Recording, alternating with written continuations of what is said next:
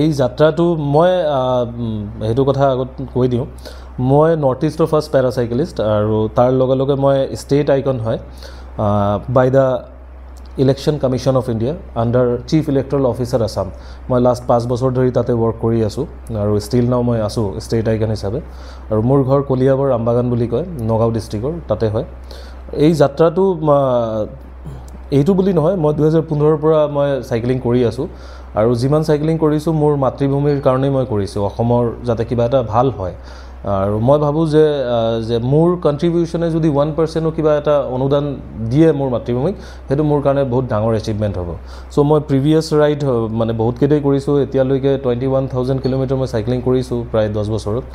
আৰু এইখনৰতো এতিয়াও হিচাপ কৰা নাই এইখনৰ যেতিয়া গুৱাহাটী পাম তেতিয়া মই হিচাপ কৰিব ওলাম যে কিমান কিলোমিটাৰ হৈছে কি হৈছে এই যাত্ৰাটো লোৱাৰ কাৰণ এইটোই আছিল যে মই লাষ্ট 2 বছৰ ধৰি আপোনাৰ দিল্লীত সায়ত ট্ৰেইনিং কৰি আছিলোঁ আৰু আনফৰ্চুনেটলি মোৰ শোল্ডাৰত মানে ইঞ্জুৰি হ'ল মোৰ অপাৰেশ্যন হ'ল সেইটোৰ কাৰণে মই লাষ্ট যেটো পেৰা অলিম্পিক গেম আছিল মই ভাবিছিলোঁ সপোন থাকে ন সবৰ মোৰো তেনেকুৱা সপোন আছিল যাতে পেৰা অলিম্পিকত গৈ মই পাৰ্টিচিপেট কৰোঁ কিন্তু সেইটো মোৰ নহ'ল বাৰু এইবাৰ সেইটোৰ কাৰণে মোৰ ৰিকভাৰী পিৰিয়ড যেটো আছিল হেৰুত মই ঘৰত আহিলোঁ তাতে মই ভাবিলোঁ যে ঘৰত বহি নাথাকি মই আকৌ কিবা এটা সাইক্লিং কৰোঁ এট লিষ্ট মোৰ টাইমটো মানে শেষ হ'ব আৰু কিবা এটা ভাল কৰিবলৈ মই চেষ্টা কৰিম হেতুৰ কাৰণে মই ভাবিলোঁ যে আকৌ সাইক্লিং যাত্ৰাটো এবাৰ কৰোঁ আৰু স্পেশালি যে অসমৰ মানে আমাৰ অসমত টুৰিজম সেক্টৰত না বহুত স্কোপ আছে কাৰণ কি অসমত মই ইলেকশ্যন ডিউটিত মই কৰোঁ হেতু টাইমত গোটেই অসম মই ঘূৰি থৈছোঁ সো যেতিয়া মই গোটেই অসম ঘূৰিলোঁ তেতিয়া মই গম পালোঁ যে আমাৰ অসমত মানে টুৰিষ্টৰ স্কোপ ইমান আছে মানে কল্পনাৰ বাহিৰত স্কোপ আছে সো সেইবোৰক যদি আমি হাইলাইট কৰোঁ প্ৰমোট কৰোঁ তেতিয়াহ'লে আমাৰ তাত মানুহ কিয় নাহিব মানুহে এইবোৰ জেগা বিচাৰে এতিয়া আমাৰ যদি হাফলঙৰ কথা কওঁ হাফলং আপুনি মানালীৰ লগত কম্পেয়াৰ কৰিব পাৰিব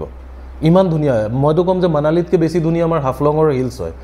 কিন্তু তাতে প্ৰব্লেম কি আছে যে কমিউনিকেশ্যনৰ প্ৰব্লেম আছে যে হোটেলছৰ প্ৰব্লেম আছে টুৰিষ্টে ইমান হাফলঙৰ বিষয়ে নাজানে যে হাফলং ক'ত হয় কি হয় সো সেই কথাবোৰক প্ৰমোশ্যন কৰিবৰ কাৰণে এই যাত্ৰা আছিল যে এই হাফলঙে হওক মাজুলী হওক কাজিৰঙাকতো বাৰু এণ্টায়াৰ ৱৰ্ল্ড চিনি পায় যে কাজিৰঙা ক'ত হয় কি হয় কিন্তু আৰু যেনেকুৱা জেগা আছে যে আৰু আমাৰ মানস আছে আমাৰ পবিতৰা আছে এনেকুৱা আমাৰ ৱৰ্ল্ড লাইফ হেৰিটেজ চেণ্টাৰ আমাৰ তাত বহুত আছে যিবোৰ মই এইবোৰ দেশত ঘূৰিলোঁ নেচাৰেল একো নাই মানে প্ৰাকৃতিক সৌন্দৰ্য যেটো থাকে ন তেওঁলোকৰ দেশত একোই নাই তেওঁলোকে আৰ্টিফিশিয়ালি বনাই আছে আৰু আৰ্টিফিশিয়ালি বনাই তেওঁলোকে টুৰিজম সেক্টৰটোক ইমান মানে ডাঙৰ বনাই দিছে যে গোটেই মানুহবোৰে তাতেই গৈ আছে কিন্তু অথচ আমাৰ ইয়াত মানে নেচাৰেলি সব আছে কিন্তু আমি ভালকৈ এটোক হাইলাইট কৰিব পৰা নাই সো যাত্ৰাৰ মূল মানে উদ্দেশ্য এটোই আছিল যে এটলিষ্ট সেইবোৰ দেশত সেই মানুহবোৰক কওঁ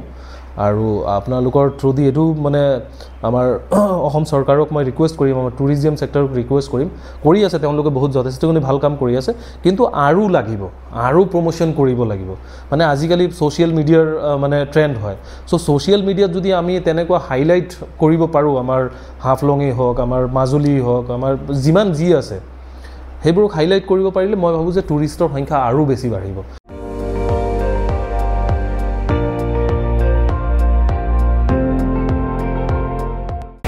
আপুনি চাই আছে ND24 সৰ্বশ্ৰেষ্ঠ নহয় সৰ্বোত্তমৰ দৌৰত